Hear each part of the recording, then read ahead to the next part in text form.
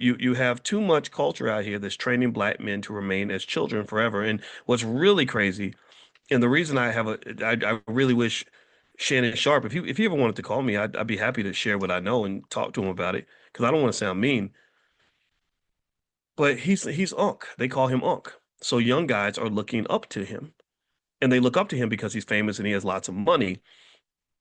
And you're doing things that are just incredibly horrifically immature and very harmful and destructive, self-destructive. You're not sort of sharing a message that's going to be beneficial. Or Jermaine Dupri, who's also an unk, he's probably 50 now.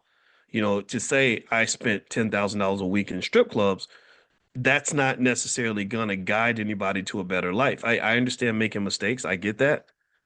But I'm tired of us expecting ourselves to be in last place. You're in last place because your men are not built right. That's what it is. You're in last place because we're not building strong black men and boys who are capable of leading. And don't act like it's just the men's fault because half y'all women out here are raising a black boy. So the question is, what are you raising them with? Are you raising them to be tough, or are you raising them to be soft? Are you raising them to be hardworking? Are you raising them to be lazy? Are you raising them to be strategic, or are you raising them to just react to bad things that happen to him? Are you preparing him for the future, or are you letting him just go out here and figure it out? So at the end of the day, you got to talk about the culture, and because these things are harmful. I talked to a friend, and I hope she doesn't mind me sharing this story, but she told me that her father was reaching out to her after so many years and unfortunately, and I said, well, why don't you want to talk to your dad? And she said, well, because he's been hooked on heroin for a long time. And I said, well, yeah, but people make a comeback. I said, my father was hooked on heroin, and so was my stepfather, because this is what they do. They put the drugs in the community because they want your men all over the place mentally.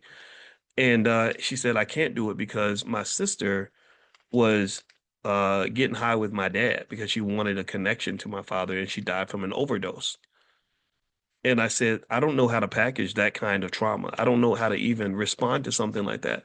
I just said, I'm really sorry. I said, on behalf of all black men, I'm very sorry because the power of a father is enormous. The power of a black man is amazing. Women want to believe in you. They want to follow you. Good women do. Not all of them. Some of them are a little damaged, but good women want to believe in you. And so we cannot support nor tolerate nor be okay with exceedingly immature or self-destructive black male behavior, particularly when it's influencing millions of people. So again, I'm not putting the weight of the world on Shannon Sharp's shoulders, but I'm saying that the black community will never get together until the men get together. Because if the women get together and the men don't get together, and all y'all gonna do is go marry white people, and then the race will disappear because we're gonna just be integrated biologically into other spaces. So if you want black people to survive, we're gonna have to find a way to build a better black man.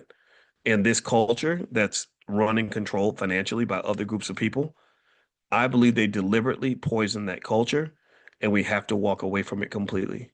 There's no reason why these black athletes with all that money can't have their own sports league, not their own team. Stop thinking about buying a team because you're just trying to join somebody's league. Then they're going to treat you, they're still going to push you out. And also it only helps a couple of people who are team owners. You start a league, you build an economy.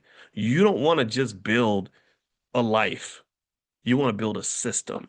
You want to build something that doesn't just help you. You want something that's going to help the masses. And that requires a mindset of strategy, investment, sacrifice.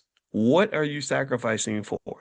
That's the fundamental question everyone must ask. Where are you writing checks to develop the institutions your community needs? Where are you building the generational wealth that's going to impact hundreds of other people, not just you and your two children? I'm talking about people outside of that block, right?